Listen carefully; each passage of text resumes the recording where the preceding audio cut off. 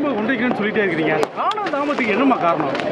ரொம்ப காலதாமம் ரொம்ப நாள் சொல்லிட்டு இருக்கீங்க. அதிமுக தலைவர்களாக வந்து காலதாமம் அவங்க வந்து முடிவெடுக்கிறதுல பிரச்சனையே உள்ள என்னால் எதுவும் பிரச்சனை இல்லை. சரி, இன்னைக்கு எங்கே பார்த்தாலும் ஒரு பிரச்சனை சொல்லியிருக்காங்க. அதாவது வந்து இந்த மறு சீராய்வு சட்டம் மத்திய அரசு அதோடது. அதில் என்ன நாங்கள் திரும்ப சொல்கிறோன்னா, 1971 இந்திரா காந்தி அம்மா பிரைம் மினிஸ்டராக இருந்தப்போ அவங்க வந்து இந்த குடும்ப கட்டுப்பாடு இதை வந்து செய்யணும் அப்படின்னு சொல்லி எல்லா மாநிலங்களுக்கும் உத்தரவு போடுறாங்க. அந்த உத்தரவுப்படி நம்ம தமிழகத்தில் ரொம்ப முன்னோடியாக நம்ம வந்து அதை வந்து ரொம்ப நல்லா செஞ்சு அதனால் நம்ம மக்கள் தொகை கட்டுக்குள்ளே கொண்டு வந்திருக்கோம். 75 என்ன ஆகுது, இந்த மறுசீராய்வுக்கு 25 வருஷத்துக்கு அப்புறம் பார்க்கணும். அதாவது மறுசீராய்வுங்கிறத இது வேற, மறுசீராய்வு கணக்கெடுப்புங்கிறது வேற. இது சட்டம், அது கணக்கெடுப்பு ஒவ்வொரு 10 வருஷத்துக்கும் நடக்கும். அப்போ 75 இந்த அம்மா கிட்ட போகுது. ஏன்னா அப்போ வந்து இவங்க வந்து இந்த தொகுதி பற்றி பார்க்கணும். அதுக்கு போகும்போது இந்திரா காந்தி அம்மா என்ன சொல்கிறாங்க, இல்லை நான் தான் இந்த இது குடும்ப கட்டுப்பாடு இதை வந்து பெரிய அளவில் கொண்டு போய் சக்ஸஸ்ஃபுல்லாக செய்யணும், இந்தியாவில் கொஞ்சம் ஜனத்தொகையை குறைக்கணும், அதை வந்து நல்லா செஞ்சுருக்க மாநிலங்கள்லாம் இருக்குது, அவங்களுக்கு மக்களுடைய கணக்குப்படி அதை அடிப்படையாக வச்சு நம்ம எடுத்தோன்னா அவங்களுக்கு பாதிப்பு வரும், அதனால் வேண்டாம் அப்படின்னு சொல்லி அந்த அம்மா என்ன சொல்கிறாங்க, ஒரு 25 வருஷத்துக்கு அப்புறம் அதை பார்த்துக்கலாம் அப்படின்னு சொல்லி. அப்போ 1975 என்ன இருந்தது, 543 எம்பி தொகுதிகள், அது அப்படியே கண்டினியூ ஆகட்டும் அப்படின்னு சொல்லிட்டாங்க.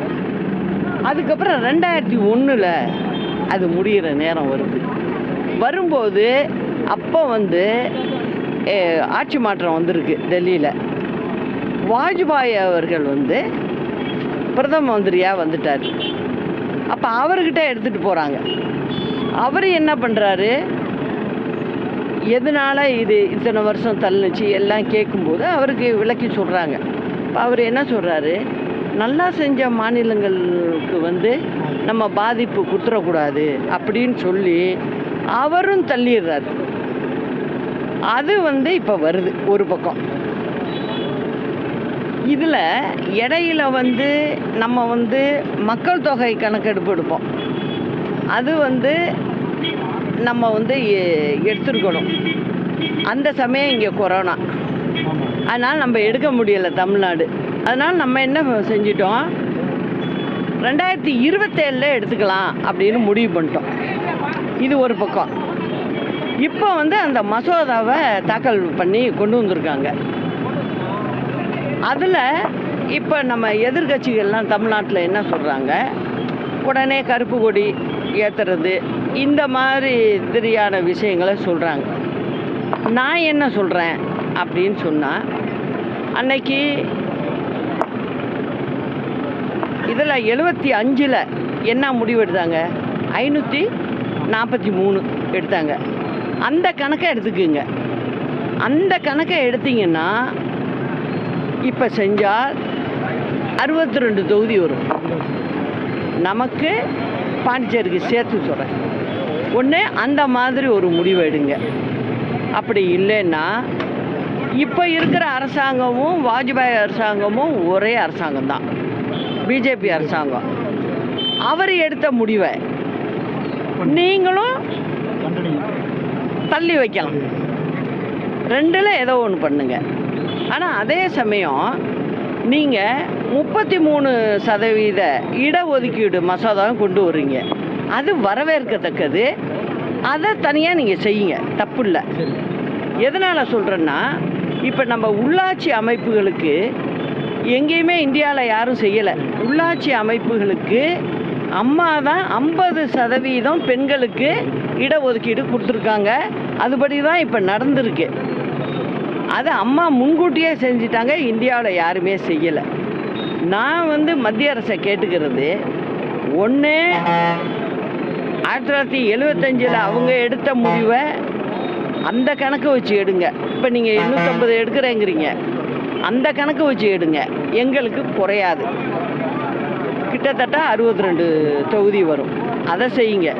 அப்படி இல்லையா, நீங்களும் வாஜ்பாய் அவர்கள் பிரதம மந்திரி அந்தப்போ செஞ்சதை மத்திய அரசு செய்யணும்னு நான் கேட்டுக்கிறேன். எடப்பாடி இதை ஆதரவு தெரிவிச்சிருக்காரு.